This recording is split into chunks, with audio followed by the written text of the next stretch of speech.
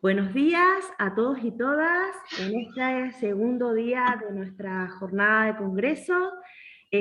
Vamos a dar comienzo en el día de la fecha con la mesa de modelo de reducción de riesgos y daños.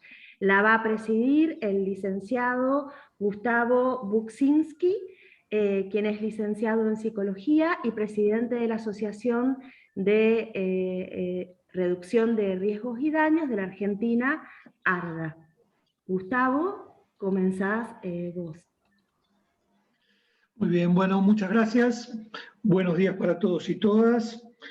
Bueno, hoy tengo, en principio, el lujo de presidir esta mesa. Estamos aquí presentes en esta mesa del modelo de reducción de riesgos y daños. Las dos organizaciones más antiguas de la Argentina que vienen trabajando sobre este tema, y le sumamos a esto la compañía de Nelson desde Suiza, que bueno, era el broche de oro como para la frutilla de la torta, ¿no?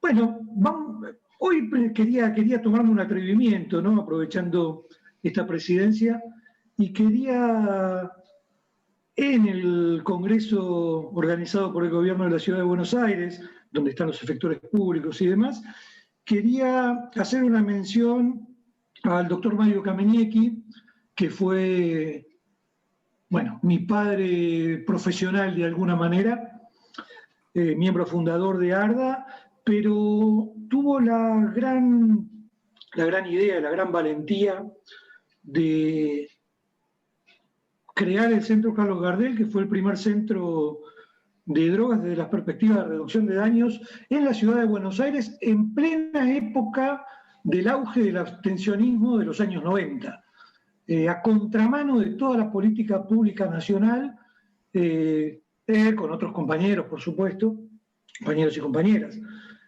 Tuvieron la osadía de crear este centro, que fue un poco quien iniciara con todo esto en la ciudad de Buenos Aires, de pensar la cuestión de los consumos problemáticos desde esta perspectiva y desde el ámbito público, ni más ni menos, ¿no? Así que bueno, nada, un honor poder presentarlo y hablar de él en esta oportunidad, que bueno, es una lástima que en este congreso, que se están viendo los frutos de toda esta siembra, bueno, nombrarlo y tenerlo en cuenta a Mario. Bueno, no me voy a demorar porque no le quiero restar tiempo a todos, y me quiero quedar también como para poder, voy a tener un espacio como para poder hablar.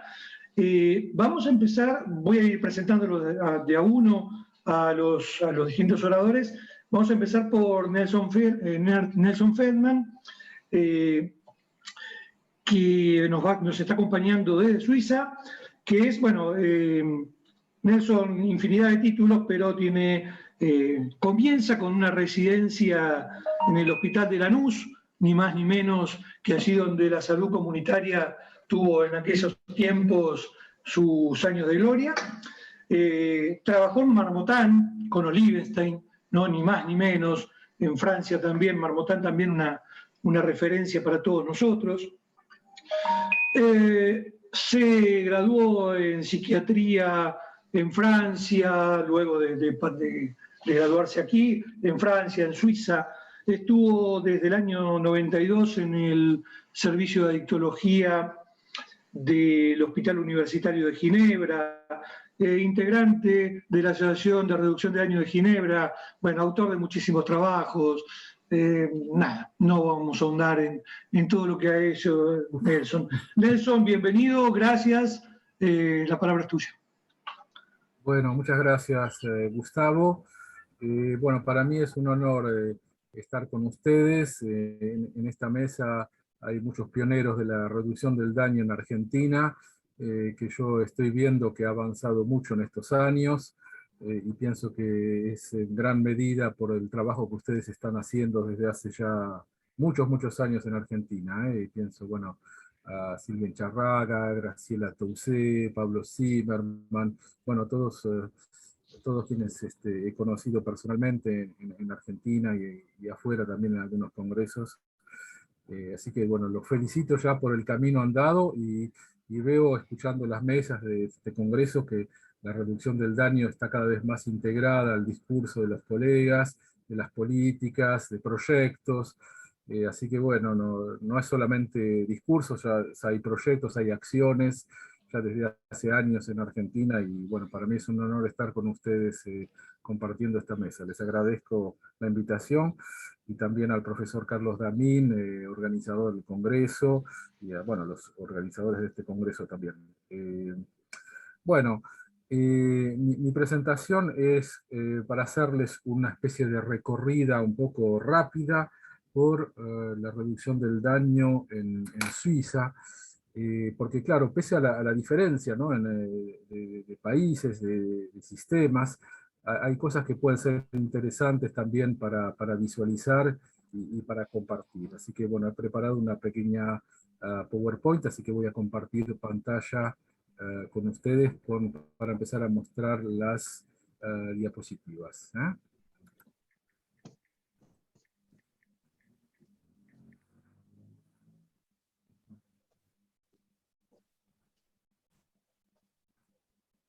Bien, la reducción del daño en Suiza, historia y evolución. Aquí la foto que ven en cobertura es la sala de inyección y de administración de heroína del Servicio de Adictología de Ginebra.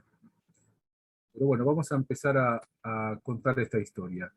En Suiza, la política de la droga se define por estos 4 pilares, los 3 pilares clásicos que existen en todos los países: tratamiento, prevención, que a veces es el pilar pobre en muchos lados, y represión del tráfico, porque las drogas siguen siendo ilegales en Suiza, la heroína, la cocaína e incluso todavía el cannabis también.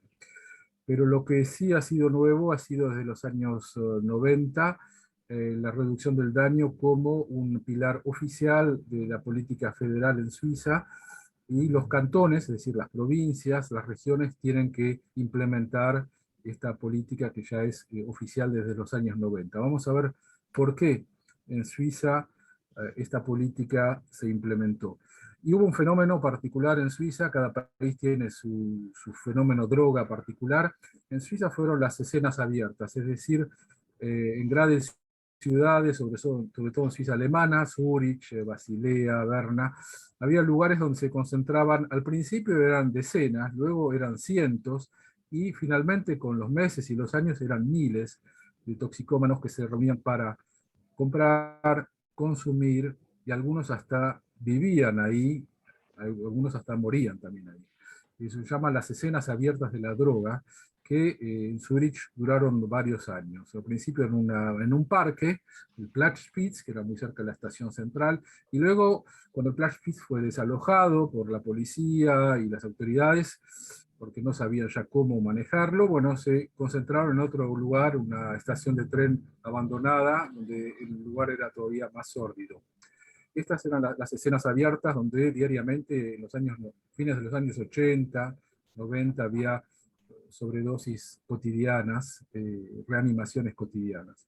Pero tuvieron un mérito, las escenas abiertas de la droga, fueron que mostraron a la cruda realidad de la droga, que dejó de ser algo subterráneo, invisible, y ahí se vio no solo el alcance de la toxicomanía, cuánta población era afectada por la toxicomanía, sino la precarización sanitaria, legal y social de los consumidores de droga, recordemos, en plena epidemia del SIDA. O sea, se iban, además, si compartían material de inyección, se iban contaminando unos a otros. Y desde entonces, la reducción de daños ligado al consumo de drogas forma parte de los 4 pilares junto a los otros 3. En la política de reducción del daño hay una nueva visión pragmática que parte de una evidencia. Hay personas adictas que no pueden o no quieren cesar su consumo de sustancias. Entonces, ¿qué es lo que se puede proponer para esta población? Y ahí es donde el modelo de reducción del daño ha tenido su implantación y también un efecto en los tratamientos también que vamos a ver. Las estrategias de reducción del daño, bueno, esto los colegas ya activos en la reducción del daño los conocen. Las estrategias son definidas como las acciones individuales o colectivas que buscan de minimizar los efectos negativos ligados al consumo de sustancias y proteger también los derechos de los adictos.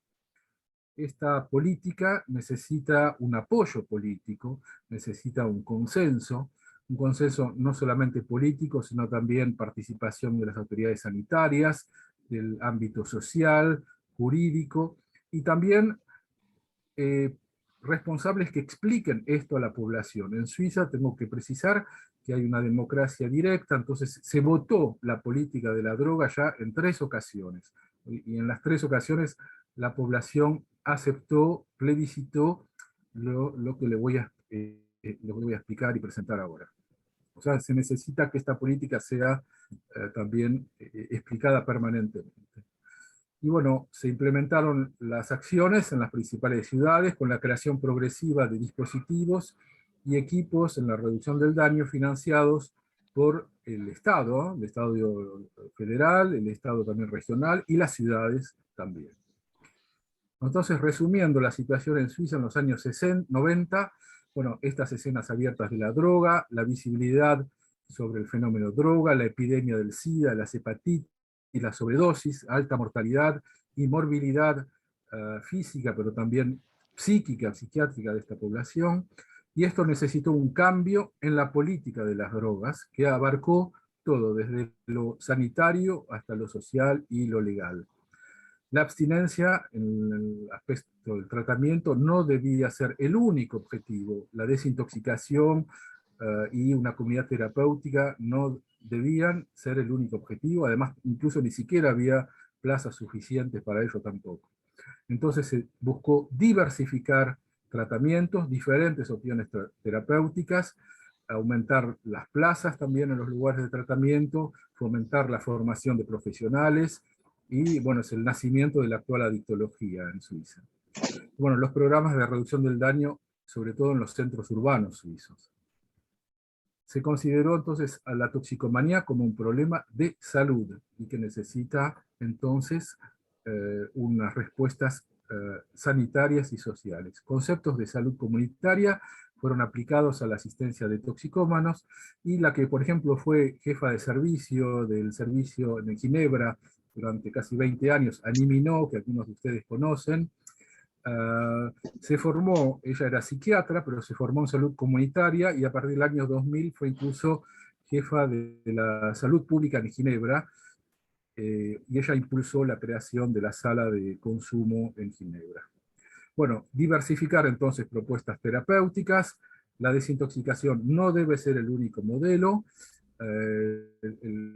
reducir el consumo, nuevas pautas de consumo a menos riesgo deben ser también valorizadas, y en el caso de la dependencia a la heroína, encontraron su lugar en Suiza los tratamientos de sustitución, inicialmente con metadona, y para los pacientes para los cuales la metadona no funcionaba, que había un porcentaje importante, se crearon los tratamientos de sustitución con heroína, la diacetilmorfina, la cual voy a hablar también rápidamente. O sea, el modelo de reducción del daño se fue implantando con un trabajo interinstitucional.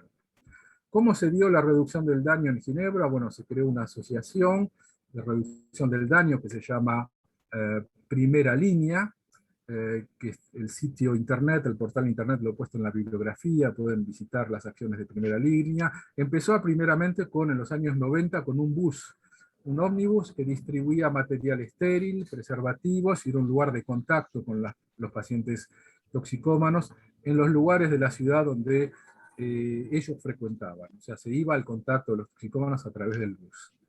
Hubo equipos móviles también que iban al contacto de los toxicómanos, también con mensajes también de prevención del SIDA, de las hepatitis, y como también enlace con ellos, para que no estén aislados. Y sobre todo a partir del año 2001 se creó el Andén 9, que es un espacio de acogida, es una sala de consumo donde los usuarios de droga pueden ir, consumir la droga ilegal que ellos se procuraron, y hacerlos en condiciones de higiene, tienen también un personal sanitario, enfermeros, asistentes sociales, trabajadores sociales que los reciben. Está la posibilidad de intercambiar material usado por material estéril, ¿no? Jeringas y otro tipo de material para el consumo. Y hay salas de consumo, luego les mostraré unas imágenes. En el año 2005, el programa de reducción del daño creó también un polo de intervención en el medio festivo que se dirige a otro tipo de poblaciones. Es el consumo en contextos nocturnos, festivos, son consumidores del fin de semana, de psicoestimulantes, éxtasis y otras sustancias. Es otro tipo de población, pero se creó un programa también para entrar en contacto con estos consumidores que integra incluso desde hace un año el drug check-in, el testeo de esas sustancias. Y para los usuarios que frecuentan el KNF se creó también un programa de valorización de competencias sociales, porque se constató el extremo aislamiento que viven y falta de ocupación, así que se propuso diferentes alternativas. Este es el Andén 9, o Quai en francés, que está en pleno centro de Ginebra, a 100 metros de la estación de tren principal. Ahí ven incluso el tranvía que pasa al lado, hay una estación de tranvía. Y esa es la sala de consumo, que depende del programa de reducción del daño de Ginebra. En el primer piso es la sala de reunión del equipo, con material. Esta es la foto de la sala de consumo, o sea, los consumidores se presentan en la sala de espera, y luego pueden tomar un café. Hay un lugar donde hay bebidas, café, hay una ducha, baños, y luego pueden entrar en un número limitado de personas a la sala de consumo, donde hay consumidores que snifan, otros que se inyectan, y otros que fuman, que aquí hay una sala para los fumadores, incluso, pueden estar 4 a la vez. Esta es la sala de espera. De este lado hay una especie de barra donde está también la posibilidad de tomar un café, unas bebidas. Es un lugar, no es una sala, como dicen los franceses, una sala de chute, es un lugar de acogida con posibilidad de consumo. Hay aquí un local con un baño, una ducha, y aquí hay un consultorio porque hay un médico de atención primaria del hospital que viene 2 a 3 veces por semana para usuarios que quieren consultar un médico y que no van al hospital o tienen dificultades para hacerlo. Bueno, la misma sala, vista desde otra perspectiva, acá hay un miembro del personaje, es un enfermero que está aquí, y es el que le da las jeringas estériles. Para los que snifan les da unos canutos, para los que fuman, que están en una sala que está a la izquierda, les da el papel de aluminio, y las inyecciones las hacen en condiciones de esterilidad, que eso es lo que ayudó a disminuir de manera radical las hepatitis y el SIDA en los consumidores. O sea, las salas de consumo son centros ligados a asociaciones de reducción del daño, centros de acogida con posibilidad de consumo para los toxicómanos, donde pueden consumir la droga ilegal en condiciones de higiene y de seguridad, con material estéril, con menor riesgo y paliando el aislamiento social. Se ofrece un acompañamiento con un equipo de profesionales, la posibilidad de atención primaria en medicina, informaciones sobre los servicios sociales. Incluso en los centros de tratamiento hay 2 veces por semana miembros de los equipos de tratamiento que pueden ir a estar disponibles si alguien quiere contactarlos. Este dispositivo se tradujo en una disminución significativa de las sobredosis mortales y en la transmisión de hepatitis y SIDA entre los toxicómanos. En los años 90 había una sobredosis mortal por día en Suiza, y ahora hay prácticamente 10 veces menos.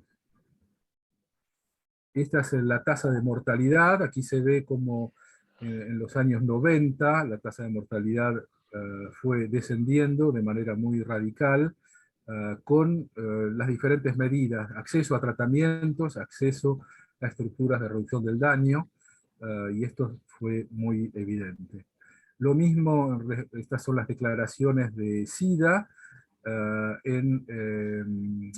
cómo fueron bajando en Suiza de manera radical. La línea negra es la población total, luego está diferenciado en hombres y mujeres, pero se ve una disminución enorme desde los años 80 hasta ahora 2019, que es la última estadística.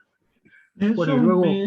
Nelson, me toca la tarea ingrata de decirte que vayas redondeando con el tiempo, así bueno, nos queda tiempo para todos. Bueno, ok, lo último, son las últimas dos cosas, es la reducción del riesgo y el consumo en contexto festivo. Los nuevos consumos en contexto festivo impulsaron la creación del drop checking en ambulatorios, o sea que los consumidores del fin de semana de ese tipo de sustancias pueden analizarlas en un ambulatorio que depende de la reducción del daño, es el hospital universitario que luego de 3 días da el resultado, y esto permite no solo anunciar cuando hay sustancias peligrosas que circulan, sino también tomar un contacto con una población que no consulta los centros de tratamiento y permite informarlos y alertarlos sobre sustancias potencialmente peligrosas en esos ámbitos festivos. Este es un ejemplo, un comprimido que se vendía como éxtasis, y cuando se lo analizó se veía que tenía una dosis enorme de éxtasis, 140 miligramos, que puede provocar efectos secundarios muy importantes. Hay otros comprimidos que ni siquiera tienen éxtasis, este tenía una dosis enorme. En los tratamientos, rápidamente voy a decir que hay un impacto en los tratamientos. En lo asistencial esto se tradujo en mejorar la accesibilidad, la diversidad y la cobertura de los tratamientos. La abstinencia no debía ser el único objetivo con los pacientes, ejemplo, los tratamientos con metadona, y el tratamiento de todas las adicciones incluyen sus objetivos terapéuticos, alcanzar, cuando es posible, un consumo con menor riesgo para preservar la vida del adicto de su entorno. O sea que ya un consumo con una pauta menos peligrosa ya puede ser una primera etapa muy importante en el objetivo de un tratamiento. Y luego están los equipos móviles en adicciones que se han desarrollado en los centros de tratamiento, que es ir también al domicilio de los pacientes que lo solicitan, entrar en contacto con ellos y no estar solamente esperando que nos vengan a ver. Entonces, el nuevo paradigma de los tratamientos de la toxicomanía en Suiza, bueno, la abstinencia no es la única vía, diversificar y mejorar el acceso, los tratamientos de sustitución, los trabajos con entrevista motivacional, por supuesto el trabajo multidisciplinario, y todo esto trabajando en colaboración con las estructuras de reducción del daño. Rápidamente, el programa de heroína es para pacientes que no mejoran con el tratamiento con metadona, que no sienten un efecto favorable de la sustancia, y entonces en Suiza se oficializó también la posibilidad de un tratamiento de prescripción de heroína en centros médicos. En el Servicio Universitario de Ginebra hay un centro de dispensación de heroína inyectable o en comprimidos también, porque hay pacientes que van dejando la inyección y luego pasan a los comprimidos de diacetilmorfina. La heroína es la diacetilmorfina fabricada en un laboratorio, 100% pura, es reembolsada por los seguros de salud, es reconocido como un tratamiento, o sea, esto es reembolsado por el seguro de, tratamiento, el seguro de salud. ¿Por qué? Porque hay un acompañamiento también psicosocial que acompaña la prescripción, no es únicamente una administración, hay también un trabajo de acompañamiento a los pacientes. Esta es la sala de administración de heroína, de aquí está el enfermero que prepara el tratamiento, le pone heroína y se lo da al paciente del otro lado, que lo toma en estas mesas, sea inyectable, sea oral. Y todo esto se votó en Suiza y la población lo aceptó, porque vieron en las ciudades que el clima cambió, que no había esas concentraciones, los toxicómanos eran los adictos de alguna manera acompañados, encuadrados también por esa estructura, o sea que la población veía también menos mortalidad entre esta población. Y bueno, todo esto se tradujo también en menor consumo para los pacientes que estaban en estos tratamientos con heroína.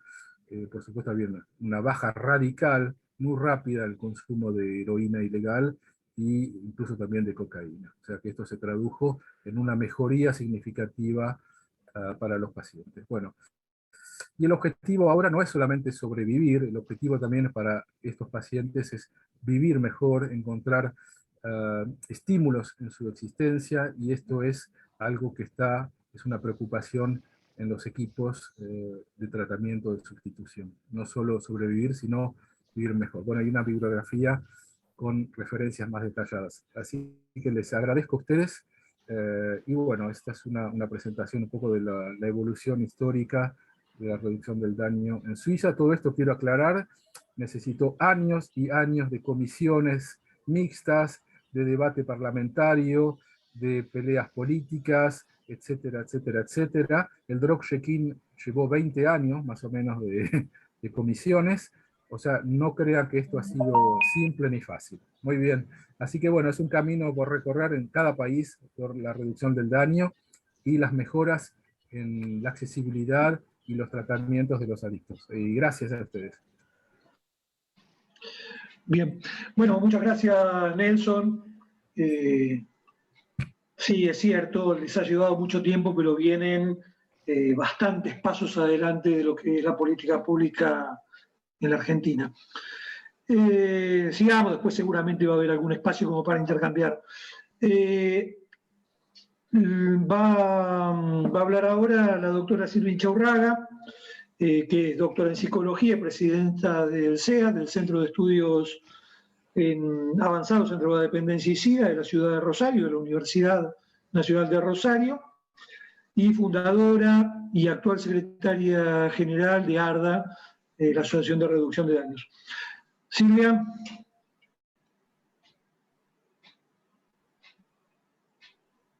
Silvia, ¿estás por ahí? Debes estar muteada, no te estoy viendo en pantalla. Ahora sí. Ahora sí. Muy buenos días para todos. Quiero en primer lugar agradecer a los organizadores del Gobierno de la Ciudad de Buenos Aires por esta invitación, esta posibilidad de participar en este panel y también de encontrarme con colegas que desde hace mucho tiempo venimos abocados al trabajo de este tema que es la reducción de daños. También no quiero dejar de agradecer la posibilidad de este encuentro con dos grandes amigos, con Gustavo, con quien desde hace 20 años venimos impulsando en Argentina la propuesta de reforma de la política de drogas desde la Asociación de Reducción de Daños de la Argentina, y también este encuentro con mi amigo Nelson, a quien conocí hace 30 años, justamente en el Centro Marmotán, cuando yo iniciaba mis estudios sobre las políticas de drogas, y a quien reencontré después en el programa de reducción de daños de Ginebra. Bueno, voy a hacer algunas reflexiones tomando como disparador el tema que nos convoca hoy en este congreso sobre consumo problemático de sustancias, abordaje integral y restitución de derechos.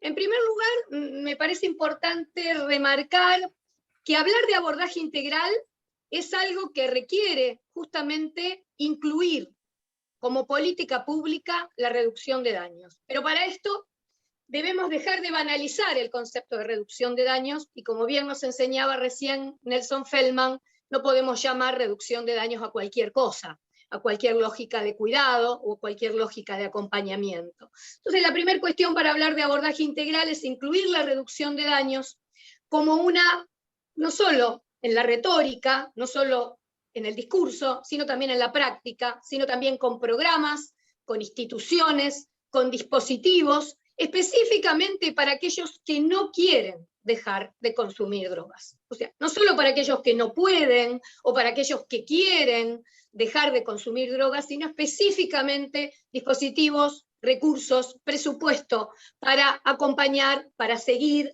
a aquellas personas, como nos lo muestra el caso suizo, que quieren seguir consumiendo drogas. Esto me parece que es una cuestión fundamental a considerar.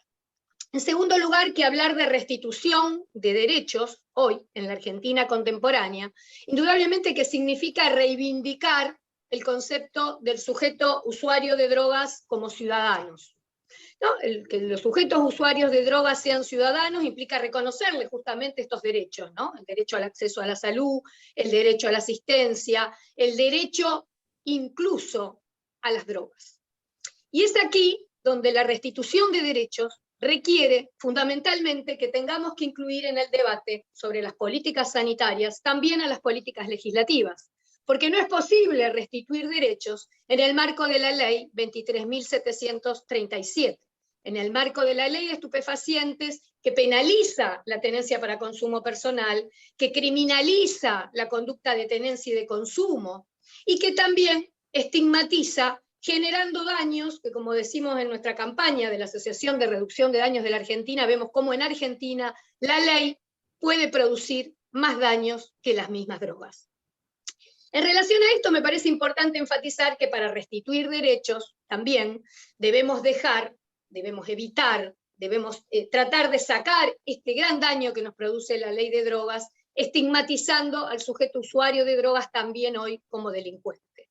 Esto significa también, indudablemente, dejar de adjetivar los consumos, y es en este sentido que, por ejemplo, a mí el término de consumos problemáticos, si bien entiendo que viene a reivindicar también la perspectiva de derechos, evitando la estigmatización de drogadependiente, drogadicto, adicto, asociado a los conceptos drogadependencias, adicción, etcétera, viene a generar una adjetivación que de alguna manera, y paradojalmente, vemos que no es acorde con la realidad de aquellos que consumen drogas. En la clínica nosotros vemos que los que consumen drogas, aquellos que no pueden y que no quieren dejar de consumir drogas, en general portan con mucho orgullo esta nominación. Yo soy adicto, escuchamos hoy y escuchamos hace 30 años en la clínica y en las instituciones pensadas para abordar esta problemática. Y esta nominación que portan con orgullo habla de algo que tenemos que interrogar en la clínica, pero también nos da cuenta que esto no es para ellos una problemática. Aquellos que no quieren y no pueden dejar las drogas, en su mayoría, no reconocen que haya una problemática. Hay problemáticas asociadas a ese consumo. Sí, hay problemáticas asociadas, pero que el consumo de drogas sea un problema, en ocasiones no lo es, en ocasiones no lo reconocen, y debemos también desde la política pública dar un lugar a esta cuestión, porque ¿para quién es un problema este consumo que adjetivamos problemático? Para la familia, para la pareja, para las instituciones que lo tienen que recibir, para el profesional que lo atiende, para el sistema de salud pública que no sabe en ocasiones qué hacer con él. Y hablar de esto, de no saber qué hacer, nos habla de dos temas fundamentales que no podemos dejar de interrogar, que es la formación y la práctica en relación a los consumos, en relación a las drogadependencias. El caso Chano, indudablemente que soy un buen analizador de qué pasa con la formación de nuestros profesionales, de qué pasa con la formación de los equipos de salud, de qué pasa con la formación de las fuerzas de seguridad, y qué pasa con la falta de presencia suficiente de la reducción de daños en el marco de las políticas públicas. En este sentido es que para hablar de qué es lo que se sabe hacer y qué es lo que se hace en la práctica, vamos a interrogar a ver qué pasa con las políticas públicas hoy en Argentina en relación a la reducción de daños. En relación a las políticas públicas podríamos decir que hay indudablemente sí una lógica, Nelson hablaba de algunos avances, hay una lógica, hay un discurso vinculado a una política de cuidado vinculado al usuario de drogas, que ha encontrado ciertas paradojas en los tiempos de COVID. ¿Por qué? Porque se han restringido los accesos y los dispositivos de los usuarios de drogas, porque se ha maximizado la ansiedad del consumo en los usuarios de drogas y se han maximizado de esta manera los riesgos de la abstinencia y de la sobredosis. Pero sin embargo no se han maximizado los dispositivos para acceder ni en lo territorial ni en lo asistencial a estos abordajes. Un analizador de esto es un servicio que durante 25 años impulsé en la ciudad de Rosario, el servicio asistencial en drogadependencias en el Centro Regional Agudo Ávila, que declarado de interés municipal, de interés provincial y caso de buena práctica para las Naciones Unidas, fue clausurado el año pasado por la política de drogas de la provincia de Santa Fe. ¿De qué nos habla esto? Bueno, de ciertas dificultades para visibilizar efectivamente las raíces y las consecuencias de los problemas. Así como en los años 90 nos costaba visibilizar el problema de los usuarios de drogas inyectables y el VIH-Sida asociado a los consumos de drogas inyectables, donde el problema no era la droga, el problema era la modalidad de consumo inyectable, donde se compartía el equipo, se compartía la jeringa, se compartía el recipiente, y tuvimos que desde la Universidad Nacional de Rosario, por ejemplo, en la ciudad de Rosario, impulsar junto a la Organización Mundial de la Salud un estudio multicéntrico que diera evidencia sobre justamente los riesgos y los daños asociados a estos consumos, los riesgos y los daños vinculados, la cantidad de personas, el 70% de los usuarios de drogas compartiendo los equipos de inyección, para poder impulsar estrategias concretas de distribución de equipos de inyección. Hoy, en los tiempos actuales, cuesta dar visibilidad al gran daño asociado al consumo de drogas, que son las sobredosis. Las muertes por sobredosis asociados al policonsumo, asociado a las combinatorias de sustancias y asociado fundamentalmente a la clandestinidad. Y aquí venimos a situar de nuevo los riesgos y los daños que genera la ley 23.737, impulsando a la clandestinidad a los usuarios de drogas, contribuyendo a la clandestinidad de este consumo, alejándolos del sistema de salud. Y aquí vemos cómo la reducción de daños debiera estar presente, y no solo en el discurso, y no solo con la lógica o el mensaje del cuidado, sino con instituciones amigables, con kits de consumos, con testeos de pastillas en los escenarios electrónicos o donde abundan las drogas de diseño, y con información verídica y pragmática sobre las drogas. Esto es una cuestión fundamental que tenemos que situar, porque si no, hoy, en los escenarios contemporáneos, asistimos a una cruel paradoja, que es que la ley de salud mental, una herramienta fundamental para esta preservación de derechos de la que hablamos, termina siendo, más que parte de la solución, hoy una parte del problema. ¿Por qué? Porque está encorsetada por la ley 23.737 y porque la ley de salud mental, sin presupuestos, sin instituciones amigables, sin instituciones centradas en el sujeto, en la subjetividad y no en la sustancia,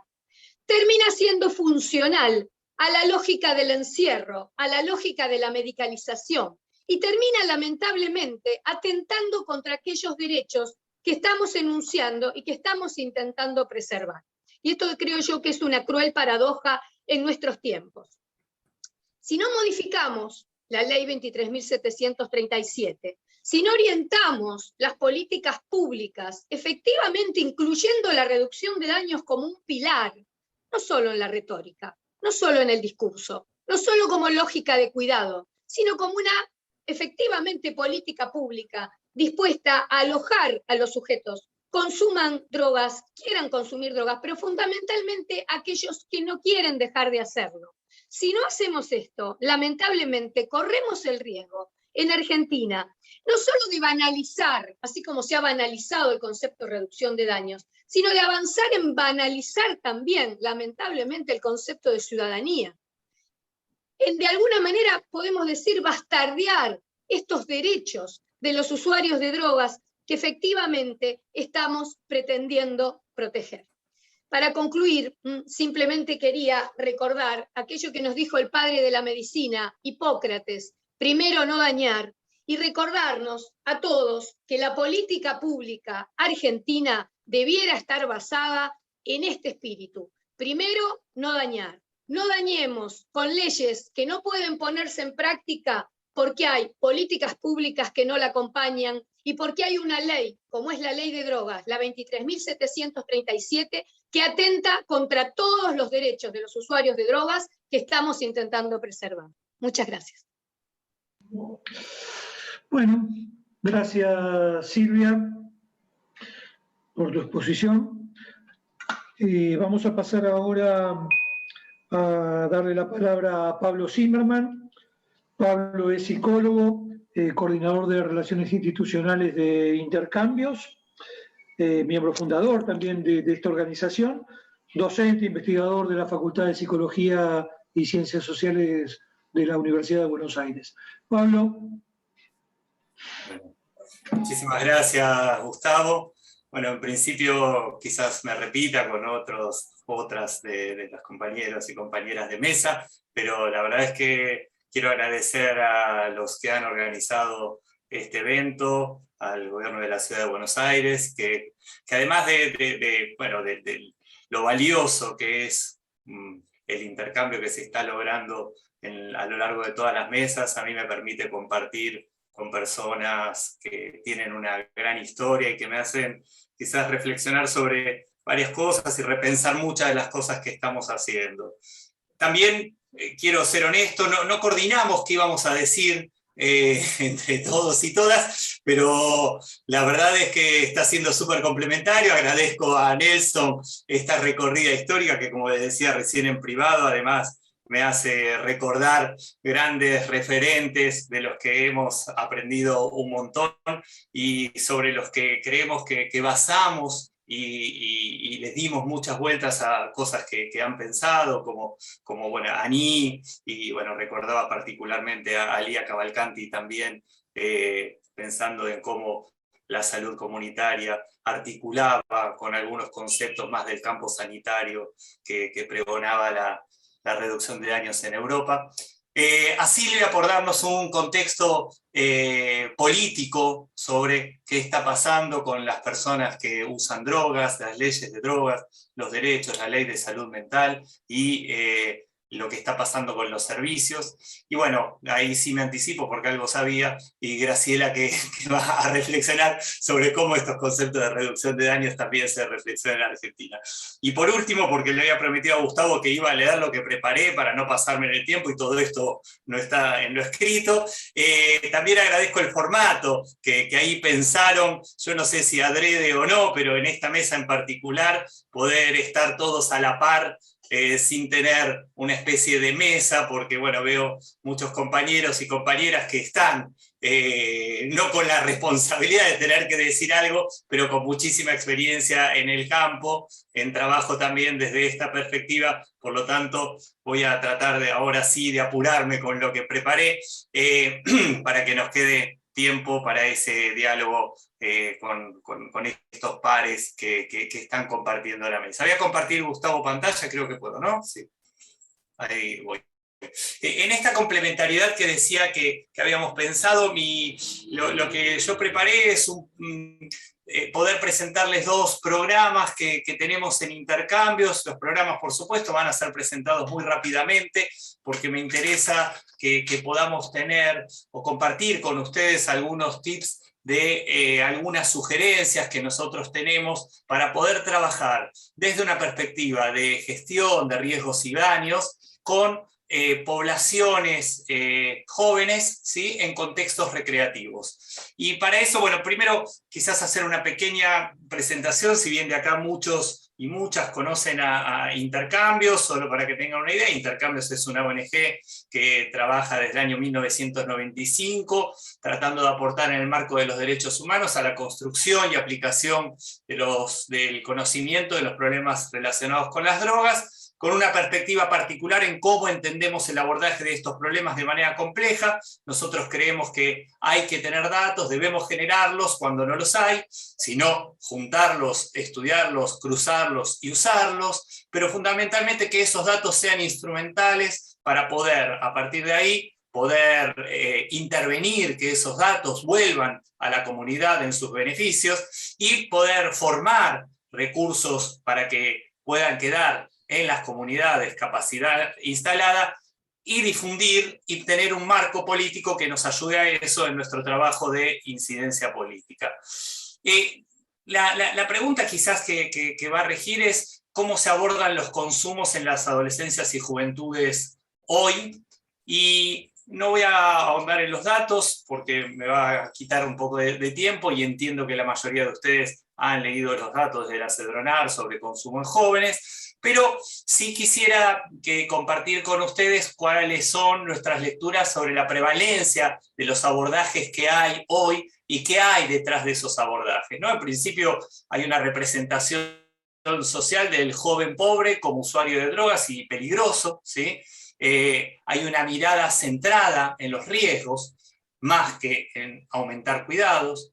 Hay una legitimación del control social y las tecnologías de normalización. El uso de drogas está visto como una desviación, y al mismo tiempo hay una inclusión, a veces, o la mayoría de las veces, explotación de niñas, adolescentes y jóvenes en la industria de las drogas.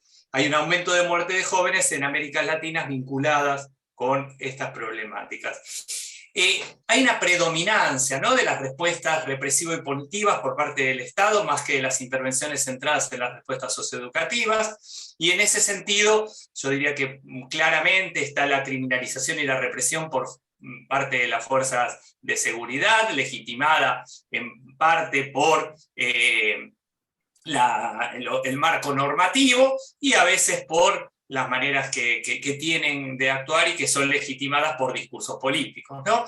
Hay dificultades en el acceso a los servicios de salud, ¿no?, el negar la atención o demorarla por ser usuarios de drogas. Esto quizás impacta más en varones que en mujeres, lo cual nos genera ciertas tensiones para pensar cuestiones vinculadas a las masculinidades. Hay una expulsión de las instituciones educativas, ¿no? Hasta se habla en algunos lugares de pruebas para detectar consumo, y sabemos que eso es violatorio del derecho a la privacidad y la intimidad. El encierro y la institucionalización como medida de protección frente al consumo de drogas, ¿no? Eso sigue siendo, a pesar de la ley de salud mental, una de las estrategias más difundidas, lo cual nos pone en tensión esta disyuntiva entre la incapacidad y la responsabilidad subjetiva. El etiquetar públicamente a alguien como un consumidor de drogas que requiere ayuda, sin distinguir entre los distintos tipos de consumo. Por ejemplo, una clasificación posible podría ser ocasional, recreativo y problemático. Y el estigma que tiene impacto sobre la autoestima y las aspiraciones de las personas, que en general las arrastran a la red de servicios, consejería, los programas de tratamiento, el sistema penal, de los cuales todos sabemos que después es muy difícil escapar, ¿no? El estigma no solo por el consumo propio, sino también por el de familiares o por vinculaciones con delitos por drogas. Todo esto además aumentado, iluminado y aumentado por la situación del COVID, que ha aumentado, y no quiero ahondar en ejemplos, pero me imagino que a la mayoría de ustedes claramente recuerdan cómo se estigmatizaba esta población durante este tiempo de desarrollo de pandemia que aún tenemos. Como voy a hablar de contextos recreativos, quería delimitar un poquitito cómo nosotros definimos un contexto recreativo. En principio lo definimos como un fenómeno multidimensional que no es sinónimo de tiempo libre, que parte de las experiencias vitales de las personas, ¿no?, de su capacidad de disfrutar, un espacio donde se depositan muchas expectativas, sentidos, donde hay rituales, que tiene muchas variables temporoespaciales, ¿no? Podemos hablar de la previa, la joda, la fiesta, el after, el fin de semana, el boliche, la quinta, la calle, el UPD, y eso por supuesto nos pone frente a una gran pregunta, que es cómo adaptar nuestras intervenciones a esas temporalidades, ¿no? Por otro lado, configura un espacio transicional, ¿no?, que es un espacio del entre, el entre aquello que se planifica para ese espacio y todo lo espontáneo, entre lo público y lo privado, entre aquello que es lo singular y lo colectivo que se construye ahí, entre la autonomía, ¿sí?, y los controles societarios, entre pasarla bien y tener un buen viaje y pasarla mal o tener un mal viaje, ¿no?, en el cual el consumo de sustancias psicoactivas es una de las cosas que pasan entre muchas otras. Y ahí pensar también cómo en ese contexto se construye lo problemático, y que nosotros lo pensamos más bien como situacional, ¿no?, teniendo en cuenta las dimensiones de quién, qué, cómo y el dónde.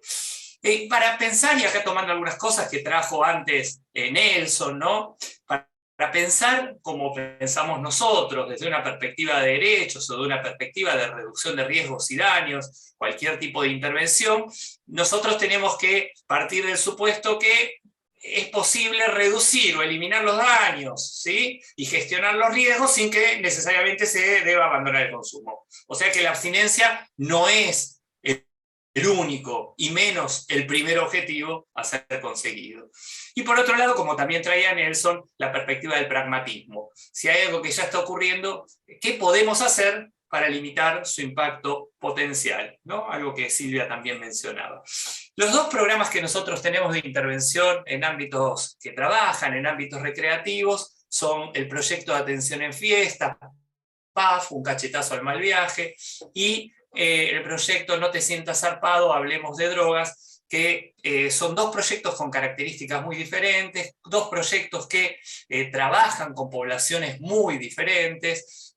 Un proyecto trabaja más en Ciudad de Buenos Aires, en ámbitos a veces de boliches, de ámbitos de clase que tiene acceso a mayores bienes, y el programa No te sientas zarpado, que trabaja con poblaciones expuestas a muchas más vulnerabilidades, ¿no?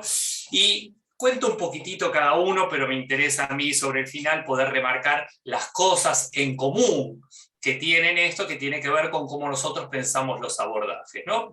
Bueno, este programa lo que intenta es promover la salud y el desarrollo de las capacidades de los adolescentes para gestionar los riesgos inherentes a la etapa evolutiva y el contexto sociocultural en el que se encuentran, ofreciendo espacios de escucha y orientación amigable, ¿sí? Básicamente este es un dispositivo de abordaje del uso problemático de drogas y de promoción de vínculos saludables para adolescentes y jóvenes, donde se intenta promover diálogos sobre diferentes temáticas que atraviesan la vida de ellos, principalmente uso de alcohol y otras drogas, violencia, salud sexual y no reproductiva, con la intención de aumentar cuidados y riesgos, ¿no? La idea del programa es poder partir, ¿sí?, promover la integración social a partir de iniciativas que se alejen del adultocentrismo, ¿no? Tiene una participación muy grande, y ahora vamos a ver a partir de los programas, de las líneas que tiene este programa, cómo se involucran los y las jóvenes y adolescentes para bueno, ser partícipes, ya sea en la construcción de las acciones y en la ejecución de las mismas. Este programa tiene 5 líneas de acción, ¿sí? Una que tiene que ver con... A ver. Pablo, sí. Te pido algo de celeridad porque se nos van los tiempos. Ok, ¿cuánto me queda, Gustavo? Si es que me queda. No, estamos en tiempo, pero bueno, digo, Okay. Tomate un par de minutos, no mucho más. Bien, dame un segundo. Les decía que las líneas del programa tienen que ver, uno, con el fortalecimiento, el programa de fortalecimiento con adultos referentes, ¿sí? Para nosotros es fundamental poder trabajar con los adultos, al igual que con los que conviven estos jóvenes, porque es fundamental poder pensar diálogos compartidos. Por otro lado, el programa que nosotros llamamos de valores y habilidades sociales, ahí van a ver algunas de las fotos donde muestran parte del trabajo que se va haciendo sobre estas cosas que ellos traen. Hay un programa de promotores de salud, que incluso tuvo durante muchos años, ahora se tuvo que cerrar, una radio abierta, donde los les jóvenes son quienes participan, promueven y hacen las actividades con sus propios pares. Un programa de comunicación comunitaria que sirve para acceder tanto a las personas que están vinculadas como con algunas instituciones de la zona y con la comunidad en general, y el centro de escucha. Para que vean algún ejemplo de actividades, esto es una actividad que se hacían con promotores, esto es una campaña que se hizo, que se llamaba Dátela en la pera sin que duela, donde se dialogó sobre las salidas recreativas, las previas, las fiestas, y dársela en la pera tiene que ver con entregarse, quebrarse, llegar al límite con algo que da placer, pero que a su vez tiene riesgo. Entonces ellos lo que hacían era proponer, promover y después difundir con sus pares consumos con menos riesgos, y discutían sobre las responsabilidades, el disfrute y la gestión de los placeres. Acá también un ejemplito sobre algo que quizás desarrolle un poco más Graciela, que tiene que ver con esta tríada que nosotros utilizamos, que es riesgos, cuidados, beneficios, ¿sí? Y cómo también en el último tiempo tuvimos que incorporar de una manera muy importante todo el trabajo sobre el COVID. Bueno, ahí está el No te zarpes Kit, que desde una perspectiva de riesgos y daños también trabajamos con esta población. El proyecto de atención en fiestas PAF es un proyecto que nace a partir de la tragedia de Time Warp y que lo que intenta hacer es dar información objetiva, confiable y útil para la protección de la salud y orientar, acompañar y derivar a usuarios de sustancias psicoactivas con fines recreativos en espacios electrónicos y de otros espacios recreativos. Este es un espacio que surgió a partir de, les decía, de Time Warp, donde muchas personas que asistían a este tipo de eventos se acercaron a la institución. Nosotros actuamos solo de catalizadores para que ellos puedan armar este programa. Es un programa de pares, donde se trabaja en espacios públicos. Tenemos ahora un programa en colaboración con la Dirección de Políticas en Adicciones de la ciudad en espacio público, y se trabaja también en boliches, en fiestas, por ejemplo, para que tengan una idea de alguna de la descripción de actividades en boliches y fiestas. Se trabaja en los diferentes espacios y momentos que tienen estas fiestas, la entrada donde se presenta el proyecto y se los orienta si necesitan algo, los puestos de información, ¿sí?, donde se brinda en función de las demandas la información que necesita, y además recabamos información sobre pastillas ahí, zonas de recuperación donde acompasamos, donde nos ponemos en sintonía y mejoramos las condiciones de las personas durante la fiesta, se acompañan los malos viajes. Es un lugar que en general tiene más confort, menos imágenes agradables, menos sonido, y tienen acceso las personas a chupetines, caramelos, etc. Y lo que nosotros llamamos los caminantes, que son algunos que andan deambulando por ahí, identificando, actuando, orientando y derivando. Pablo, el tiempo, por favor. ¿Cuánto me queda? ¿Ya estoy? No, ya estás pasado. Ok, entonces voy al final. Me tomo 3 minutos más y termino con esto. Principios en los que se basan estas intervenciones. En principio, la complejidad del fenómeno requiere pensar intervenciones que abarquen varias dimensiones a la vez, o sea, trabajar desde la integralidad. Por otro lado, y algo que es característico de la reducción de daños, como lo entendemos algunos en la región, poner en valor los cuidados colectivos, los controles societarios, en palabras de Castel, o sea, el trabajo con las redes, ¿sí? Nadie se cuida ni se daña solo. Poder entender que intervenir en drogas es más de lo que necesito ya, sino que es un proceso, poder trabajar sobre lo que son las trayectorias de vida, poder detener los procesos de deterioro y dar sostén al sujeto, ¿no? Algo básico para poder entender desde la reducción de riesgos y daños. Es clarísimo que no hay intervenciones de talla única, la singularidad, y que de eso que pasa tiene que ver con nosotros, y cuando digo nosotros son con los sujetos, y también fundamentalmente con aquellos que intervenimos ahí. La idea es poder reinterpretar la idea de riesgo con un enfoque de cuidados, la construcción de nuevos aprendizajes sociales, ampliar los escenarios de intervención y lograr un intercambio social efectivo. Algo importante en esto de reconocer los espacios y los tiempos tiene que ver con buscar las excusas perfectas, y para esto nos requiere que estemos disponibles, estar preparados para buscar la oportunidad, y como algo nodal y fundamental de este tipo de perspectiva de trabajo es promover la participación y autonomía, evitando el adultocentrismo, la educación entre pares. Voy a la anteúltima. A modo de síntesis, lo que proponemos es una contrapedagogía que incorpore el concepto de regulación y que ponga en paréntesis a las drogas, que ponga en suspenso nuestras convicciones del mundo, que navegue entre esos entres que nosotros planteábamos que había en estos espacios recreativos, que aproveche el imprevisto, que problematice las relaciones entre lo instrumental y lo político, que abandone los discursos basados en el miedo, y tener claro que el principio de esta intervención es el antiprincipio, un principio que obliga a estar cambiando de principios al orientarse las intervenciones más por el deseo que por la moral, o sea, flexibilidad, adaptación. Intentar reducir entonces los consumos problemáticos entre adolescentes y jóvenes, minimizar los efectos negativos producto del consumo, incluso retrasar la aparición del consumo, es un proceso de permanente negociación de sentidos. ¿Y qué es lo que creemos que requiere en ese sentido? La necesaria participación y el compromiso de adolescentes y adultos generando diálogos intergeneracionales que construyan confianza. Significa promover el protagonismo y ampliar los escenarios de inclusión social desde una perspectiva de derechos. Implica ofrecer espacios de desarrollo gradual de autonomía y toma de decisiones. Es trabajar con las representaciones sociales dominantes y hegemónicas sobre los jóvenes, los usuarios de drogas y las drogas. Y es problematizar las prácticas de consumo, las regulaciones y cuidados, abandonando los discursos basados en el miedo. Les agradezco, pido disculpas y me extendí un poquito en el tiempo. Perdón, Gustavo, y gracias a todos y todas.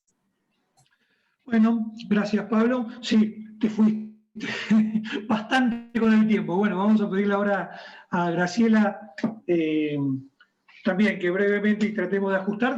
Tenemos que entregar a las 11 en punto, con lo cual ajustemos un poquito los tiempos, Graciela, con nosotros dos. Graciela Toucé, licenciada en Trabajo Social, directora ejecutiva de Intercambio de Asociación Civil. Bueno, un montón de trabajos presentados, una historia, todos creo que la conocen. Graciela. Gracias, Gustavo. Sí, voy a tratar de acelerar para que podamos llegar bien al cierre de la mesa, pero bueno, no quiero dejar de agradecerte a vos, de agradecerle a Guido, a todos los organizadores de este congreso, la posibilidad de estar acá participando, bueno, y compartiendo esta mesa. Y bueno, ser la última tiene sus ventajas y sus contradicciones. La ventaja de que, bueno, ha habido toda una cantidad de aportes que me eximen y que me permiten recortar un poco lo que quería compartir, y también tiene esta contradicción de que, bueno, ¿qué decir después de haberlos escuchado a Nelson, a Silvia, a Pablo, en todo este trayecto? Y bueno, quizás me interesaría, como para no reiterarme con cuestiones que ya plantearon, sí reflexionar algunas cuestiones en torno a algo que estuvo, digamos, que circuló en las tres presentaciones y que tiene que ver con cómo pensamos los usos de sustancias psicoactivas desde la reducción de riesgos y daños, cómo entendemos este hecho. Y ahí remarcar algo que, insisto, ha estado claramente planteado, pero que es que, a diferencia de muchos de los, digamos, de las conceptualizaciones que giran y de las construcciones que se han hecho y que siguen estando alrededor de los usos de drogas, desde la reducción de riesgos y daños no consideramos a esta situación, al hecho de consumir drogas, ni como un delito ni como una enfermedad. Lo consideramos fundamentalmente como una práctica social. Y en este sentido, reconocer y tener presente que esa práctica suele ser valorada moralmente, suele ser concebida como un problema, y esto va de la mano de esa asignación que se le hace a la práctica y a las sustancias que están implicadas en esta práctica como elementos que tienen un efecto siempre y necesariamente negativo. Y aquí, y cuando hablamos de reducción de daños, me interesa marcar esta distinción entre lo que denominamos efectos primarios y efectos secundarios ligados a las drogas. Cuando hablamos de efectos primarios, nos estamos refiriendo a aquellos efectos que se producen, digamos, ligados a la propia naturaleza de las sustancias. Y reconocer que esos efectos hay tanto, digamos, efectos negativos como efectos positivos. Pero esto es importante distinguirlo de lo que conocemos como los efectos secundarios, que no tienen que ver con la naturaleza de las sustancias, no son efectos que son producidos por las drogas, sino que son producidos por las respuestas sociales, por las políticas, por las conceptualizaciones que construimos frente a las drogas. Y aquí, y Silvia nos hablaba con mucha claridad de esto, estos efectos secundarios que tienen que ver con la criminalización, con la estigmatización, siempre son negativos. Entonces traigo esto porque algo que me parece interesante marcar y en lo cual venimos profundizando mucho en los últimos años es que desde la perspectiva que estamos trabajando de reducción de riesgos y daños, abordamos y intentamos abordar tanto esos efectos primarios como los efectos secundarios, es decir, reducir no solo los riesgos y los daños asociados a lo que una práctica vinculado con la naturaleza de las sustancias puede generar, sino y fundamentalmente reducir aquellos riesgos y daños que se ligan con las respuestas sociales. Y esto implica reconocer que los consumos de sustancias representan una situación estructural para el funcionamiento de nuestra sociedad y que, como bien se señalaba, no es algo que se puede eliminar, es una situación estructural que persiste a pesar de todos los esfuerzos, buenos, malos, eficaces o no, que se pongan en juego para tratar de evitarla. Y otro elemento que me parece importante tener presente es entender que de alguna manera parte de esa situación de conflicto, de sufrimiento, parte de ese padecimiento que traen aparejados los efectos secundarios, está ligado a las representaciones sociales que todos y cada uno de nosotros tenemos sobre las drogas y sobre las personas que las usan. Y esto también implica reconocer que las modalidades de uso no son ajenas a los contextos, todo lo contrario, las modalidades de uso guardan una estrecha relación con los contextos de uso. Y por lo tanto, las intervenciones no deben ser pensadas solamente en relación con los sujetos, con las personas que usan drogas, sino con esas relaciones específicas de cuidado, de reciprocidad entre los individuos y los grupos en los contextos de uso de drogas. Y es aquí donde proponemos, Pablo lo adelantaba y me tiraba la pelota, trabajar sobre la idea de riesgos, cuidados, beneficios, que es una tríada sobre la cual venimos profundizando últimamente y que nos resulta útil para conceptualizar el fenómeno y para abordarlo interventivamente. ¿Y a qué hacemos referencia con esto?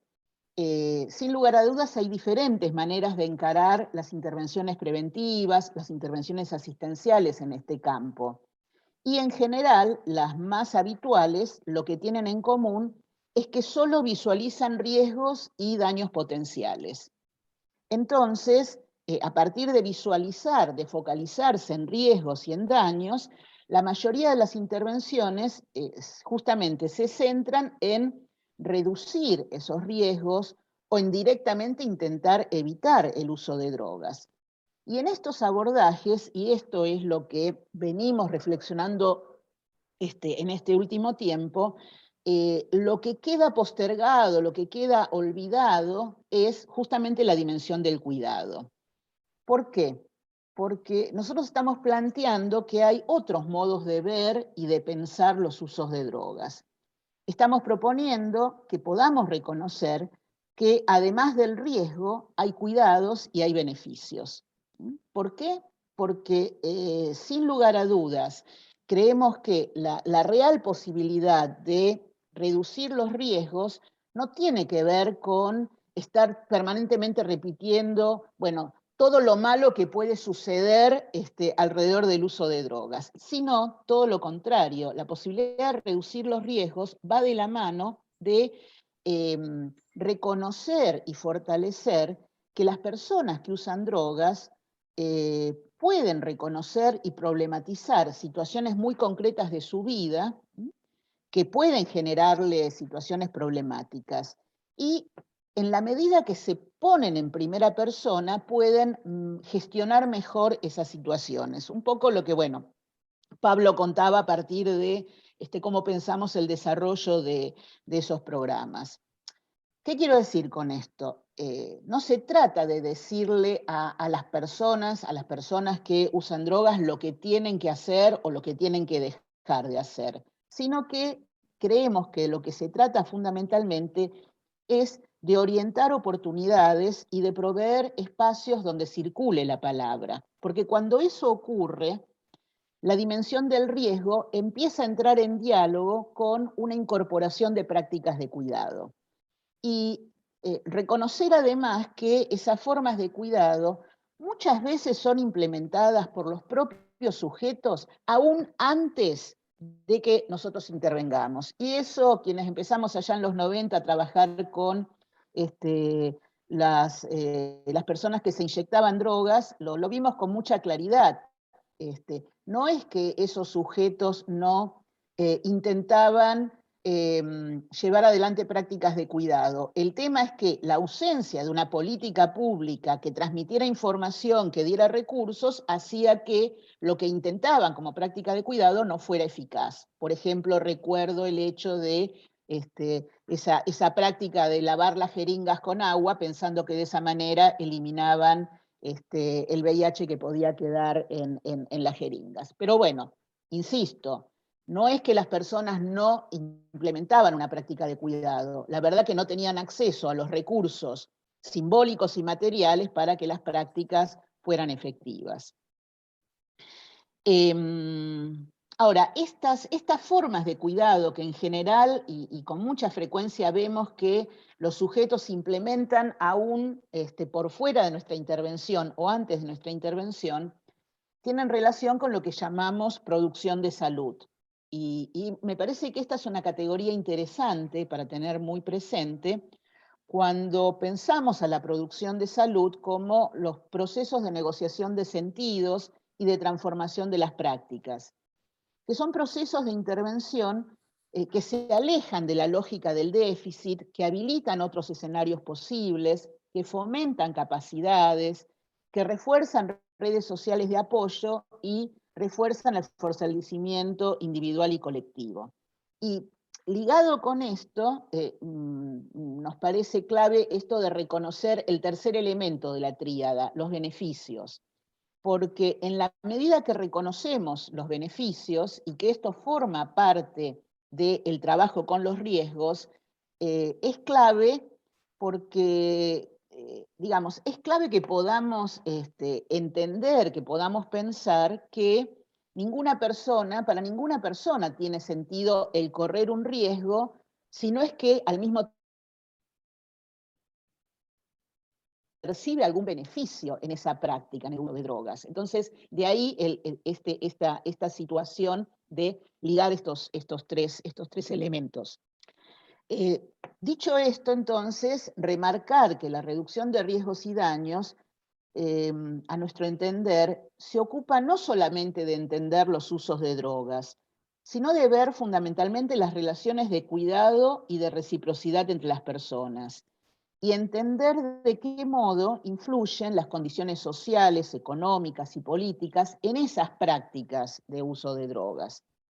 Y entonces poner en juego intervenciones que tengan en cuenta todos estos elementos en forma simultánea nos permite en la actualidad, y aquí sé, Gustavo, que compartís esto ampliamente, nos permite, más que hablar de riesgos y daños, pensar en reducción de vulnerabilidades. Y este es como un desafío que nos parece que al menos en nuestro contexto latinoamericano, nuestro contexto nacional, el trabajo con poblaciones que están sometidas a situaciones de alta vulnerabilidad es claro.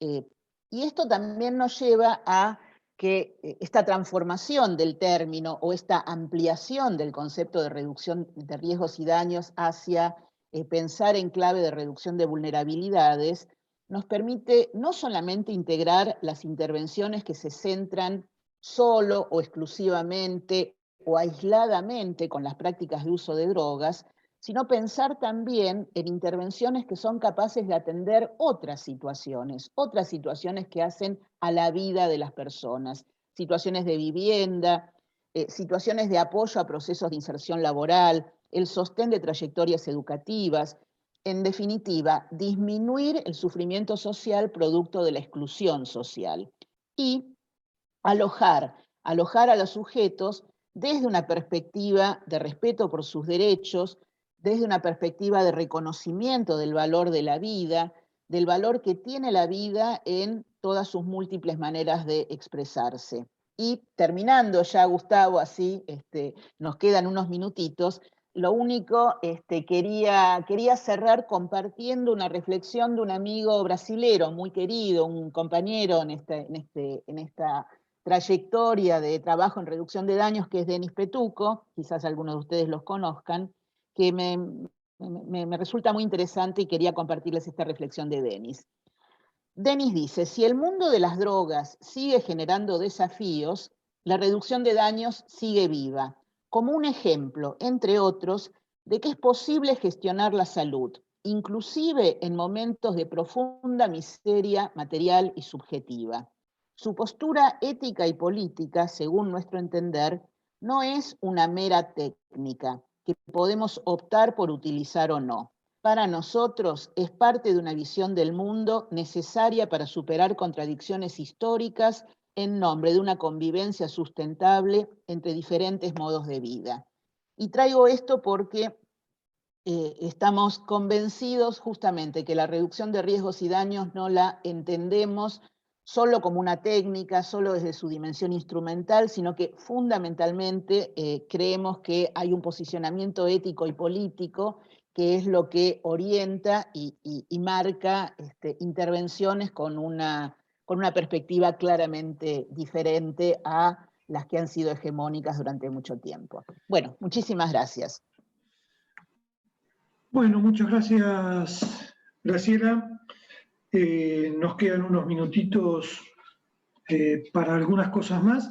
En realidad me había guardado mis 12 minutos para el final, que se me fueron, pero bueno, voy a tratar de reducir un poco las cosas que tenía para plantear en 2 o 3 ideas que quisiera expresar.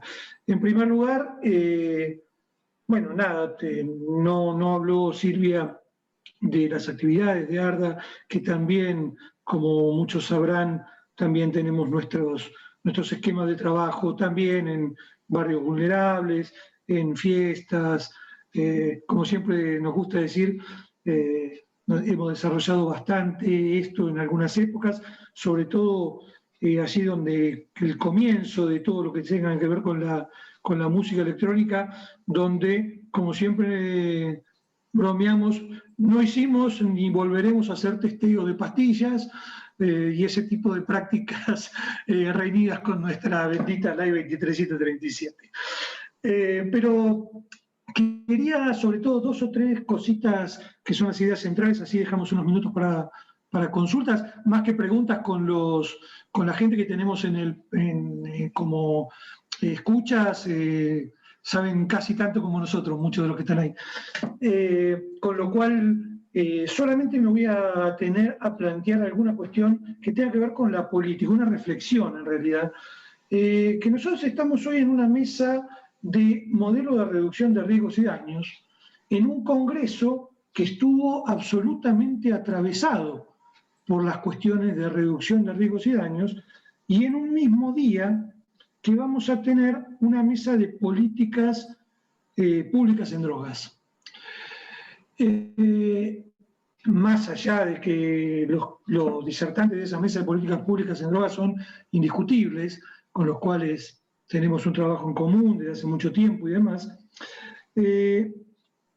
yo lo que me pregunto es, ¿qué es la reducción de riesgos y daños sino la política pública que viene a intentar suplantar el abstencionismo-prohibicionismo? ¿No? Venimos planteando hace bastante tiempo que en políticas públicas de drogas el esquema está planteado en 3 grandes grupos: el abstencionismo-prohibicionismo, la liberalización de las drogas, como dejarlas en manos del mercado, y una tercer vía, que es la reducción de daños, que es la que nosotros venimos planteando, que en términos de Kuhn es el paradigma que viene a reemplazar, a ofrecerse, para dar respuesta a aquella respuesta que el abstencionismo-prohibicionismo claramente ha demostrado su fracaso. Con lo cual, me hizo un poquito de ruido y quería dejar esta reflexión, esta primera reflexión, de pensar en estos términos. ¿Qué significa la reducción de daños si no una política pública? Una segunda reflexión para dejar otra cuestión es plantear claramente, alguna mención hizo Silvia también y los compañeros que me precedían el uso de la palabra, de esta esquizofrenia jurídica argentina que estamos atravesando y vivimos. Y en el día de ayer a mí me llamó la atención que varias de las mesas en las que estuve no se había planteado esta cuestión de la necesidad imperiosa que tenemos de derogar la 23.737. Parecería que esto ya se da por hecho y sin embargo está marcando claramente todo lo que se puede hacer dentro de la perspectiva de reducción de riesgos y daños, que esta ley nos limitó absolutamente para poder desarrollar un montón de actividades que podríamos hacer en beneficio de la comunidad. Con lo cual, los invito a sumarse a esta pelea que venimos dando y a tratar de ponerla en el centro de la escena y tratar de ponernos a participar fuertemente por terminar de una buena vez por todas con esta ley, que por otra parte, como les digo, es una esquizofrenia jurídica nacional que ya estuvo claramente expresada en el fallo Arriola. Digo, hay una cantidad de antecedentes que hoy no me voy a detener en esto, pero que nuestro Congreso Nacional está claramente en desventaja y en deuda con la sociedad argentina en este punto. Por último, quería expresar que gracias al sostenimiento de esta ley y a las políticas públicas llevadas adelante, creo que nos encontramos en una etapa en la Argentina que a mí me gusta definir como abstencionismo de buenas intenciones. Y coincido con el punto de Silvia de no banalizar el concepto de reducción de riesgos y daños, que está claro que es algo muy distinto a esta cuestión de tener esta bonomía que se escucha habitualmente desde los estamentos políticos. Bueno, dejamos unos pequeños minutos como para que los asistentes puedan preguntar o comentar algo o hacer algún comentario pertinente.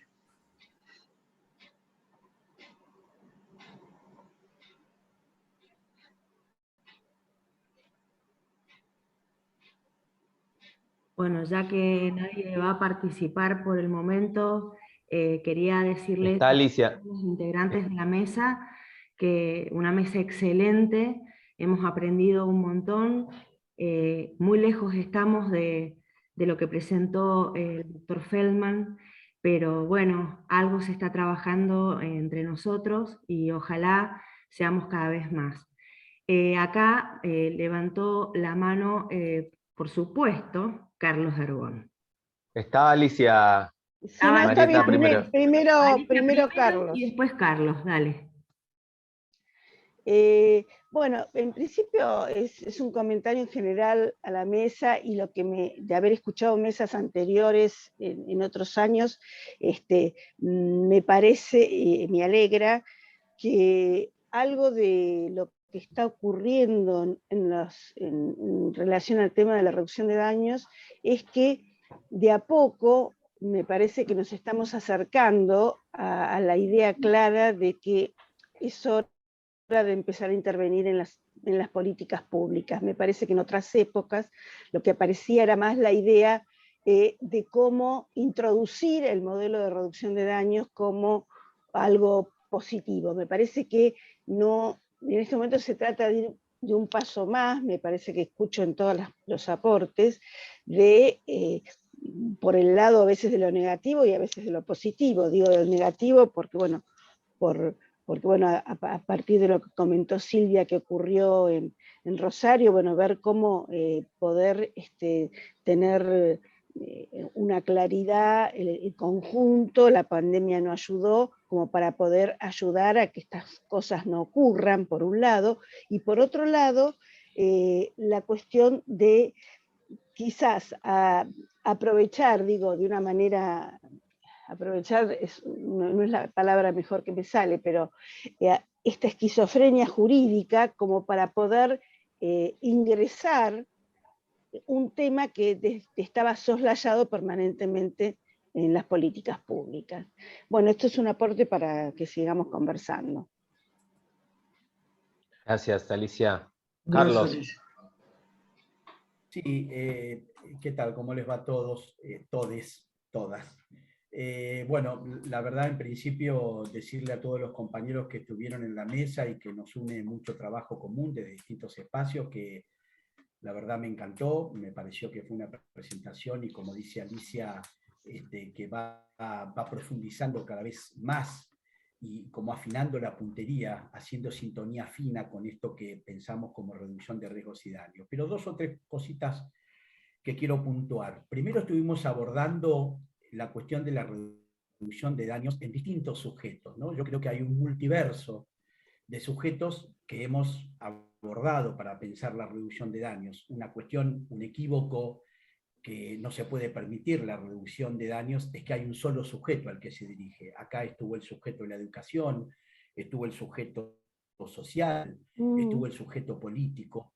Parece que todavía está ausente el sujeto del deseo, que inscribe una relación particular con los objetos a partir de allí. Me parece que no puede estar escindido. Justamente creo que la introducción del sujeto del deseo es que le da entidad a decir algo de lo que se dijo acá, Silvia, Graciela, respecto de que es un problema para ese sujeto que consume, y que muchas veces lo definimos por quien está mirando y no por quien está interviniendo en la escena. Ese sujeto que interviene en la escena y que hace de los objetos parte de lo que viene a colmar sus deseos es el que necesita que le permitamos hablar para poder dar su verdad, porque si no hacemos reducción de daños respecto de un amo que nos pide que le resolvamos cosas que no son necesariamente los problemas que el sujeto tiene.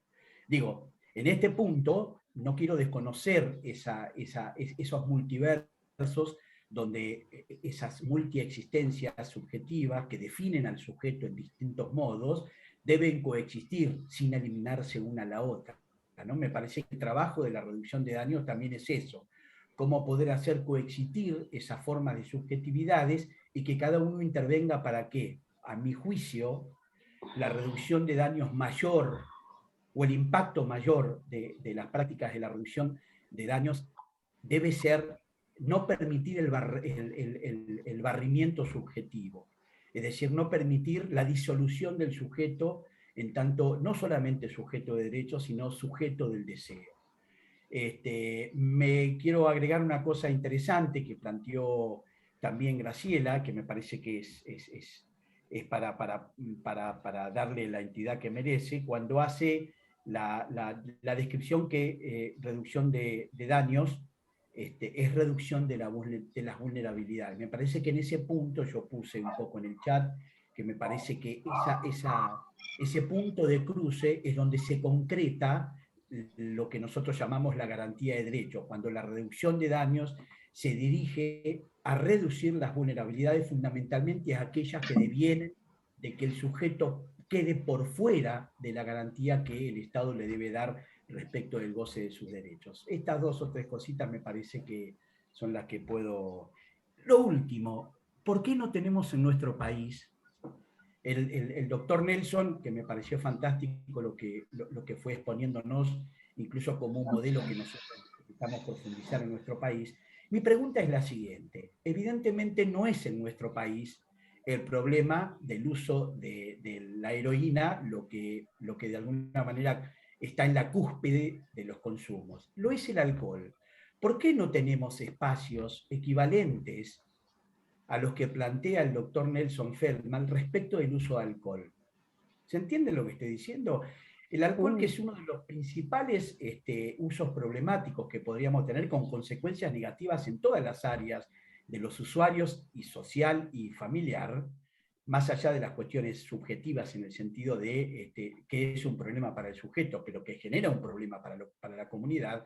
¿Por qué no tenemos espacios equivalentes donde se constituyan dispositivos que estén más allá de las reuniones de alcohólicos anónimos ¿no? Que no digo que estén mal, pero digo que me parece que no alcanzan porque tocan solamente una versión del sujeto, pero digo, espacios donde el sujeto tenga las oportunidades que por ahí esos dispositivos de reducción de riesgos y daños se han constituido en otros lugares del mundo. Eso solamente, y gracias, perdón. Es interesante porque en la ciudad de Lausanne existe un lugar así justamente para el alcohol, que ya tiene muchos años esa estructura. Un lugar para consumidores de alcohol, donde hay un equipo y hay un cierto límite, ¿no?, en las cantidades que pueden tomar, pero que pueden tomar, es un lugar de sociabilización, y que existe hace ya más de 25 años. Bien, sí, yo por eso planteaba, digo, me permite unos minutos, ¿no? Digo, por eso planteaba la cuestión de qué es la reducción de daños, cómo se entiende la reducción de daños, si es que la vamos a entender como un programita dentro de una política pública abstencionista, o si la reducción de daños va a ser la visión desde donde se van a ejercer las políticas públicas. Con lo cual, si nosotros tenemos esta segunda instancia, que yo creo que es la que deberíamos tener, y en este punto es donde planteo el paradigma de la reducción de daños como para suplantar estas teorías abstencionistas, claramente nos permitiría pensar en dispositivos, distintos dispositivos, para las distintas problemáticas que tenemos puntualmente en nuestro país, que por ahí son muy distintas a las que tiene Suiza.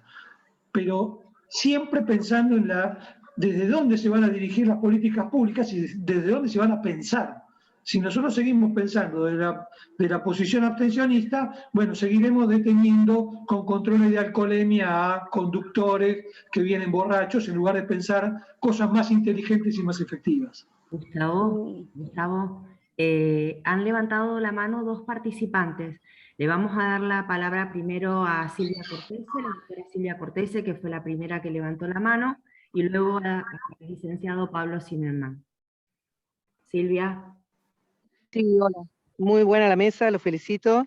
Respecto a lo del alcohol, hay, además de la experiencia que comentaron en Suiza, hay una experiencia en Vancouver también, donde los tipos demostraron administrando, digamos, alcohol en forma reglada, lograron disminuir los ingresos a guardia en sobredosis o en abstinencia, digamos, tuvieron muy buenos resultados. Y me parece que no es contradictorio, digamos, que tengas programas de control de alcoholemia, no solamente acá.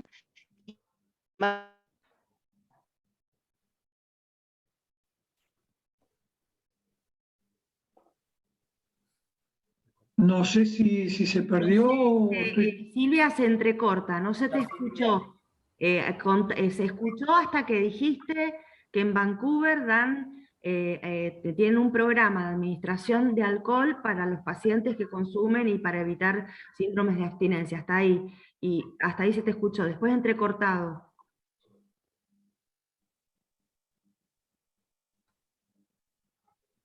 Ya no está más. Bueno, debe estar con mala conexión. Hablaba de que no había contradicción. Yo creo que sí la hay. Un día podemos armar una mesa de discusión, porque yo no creo que la reducción de daños pueda ser un programita dentro de una política abstencionista. Interrumpo un segundo, Pablo, después te dejo, porque estamos ahí muy justos con los minutos. No quería dejar pasar este momento para agradecerles. Para mí es un honor tenerlos y tenerlas a todos acá, un lujo esta mesa, súper enriquecedor todo. Quería aprovechar para responderle a Gustavo el porqué de la separación de las mesas respecto a las de políticas, básicamente porque no podíamos hacer una con 10 disertantes, pero está muy bien la apreciación que haces. Y bueno, en el discurso de apertura hice una alusión a esta esquizofrenia jurídica a la que te referís, la cual absolutamente compartimos desde la sugerencia. Así que bueno, quería hacer esos aportes. Gracias. Bien. Bueno, creo que estamos excedidos de tiempo, no sé cómo venimos, Guido, si tenemos algún minuto más, si no, estamos excedidos. Estamos muy excedidos. Agradeciendo y bueno, invitando a que haya nuevos congresos en donde podamos seguir discutiendo estas cosas. Así es. Muchísimas gracias. Muchas Nos gracias vemos la a todos próxima. por las presentaciones. Muchas gracias, buenos días. Muchas Hasta gracias pronto. a todos, que estén muy bien. Excelente, gracias. Muchas gracias. Chao, Nelson. Chao, Chao, Nelson, hasta gracias. pronto. Espero Hasta que la te tengamos por próxima. acá pronto. Chao. Gracias. Gracias. Hasta luego.